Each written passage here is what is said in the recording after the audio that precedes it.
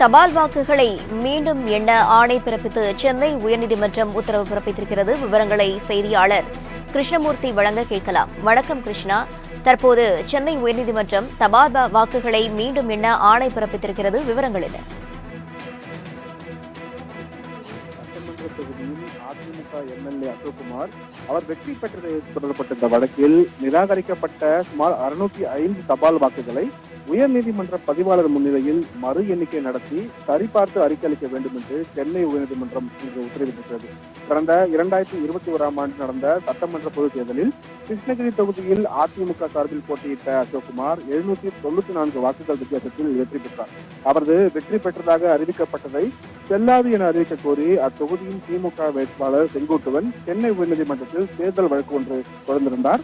அந்த மனுவில் வாக்காளர்களுக்கு பணம் கொடுத்தும் அரசு இயந்திரத்தை தனது பிரச்சாரத்துக்காக பயன்படுத்தியும் தேர்தலில் வெற்றி பெற்றுள்ளதாக கூறப்பட்டுள்ளது.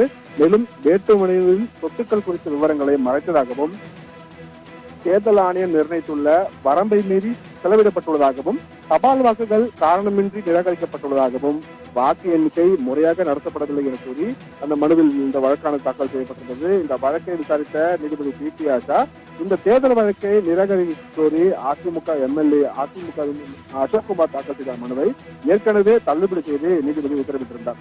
இந்த நிலையில்தான் இந்த நிராகரிக்கப்பட்ட 605 தபால் வாக்குகளை உயர்நீதிமன்ற பதிவாளர் முன்னிலையில் மீண்டும் மறு எண்ணிக்கை நடத்த வேண்டும் என்று திமுக வேட்பாளர் செங்கோட்டுவன் மனு தாக்கல் செய்திருந்தார். இந்த நிலையில் இந்த மனு மீது உத்தரவு வழங்கிய நீதிபதி பி.பி. ஆஷா நிராகரிக்கப்பட்ட தபால் வாக்குகளை மீண்டும் மறுவாக்கு எண்ணிக்கை நடத்த வேண்டும் என்றும் உயர்நீதிமன்ற தலைமை ஒரு பதிவாளர் நியமிக்க வேண்டும், அதே போல தேர்தல் ஆணையமும் 2 அதிகாரிகளை நியமிக்க வேண்டும் என்றும் தீர்ப்பளித்திருக்கிறார்.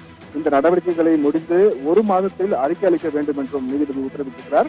அந்த அறிக்கையில் ஏன் நிராகரிக்கப்பட்டது உள்ளிட்ட விவரங்களை அடங்கியிருக்க வேண்டும் என்றும் நீதிபதி ஆஷா தனது உத்தரவின் தற்போது குறிப்பிட்டிருக்கிறார். ரவீனா, விவரங்களுக்கு நன்றி கிருஷ்ணா.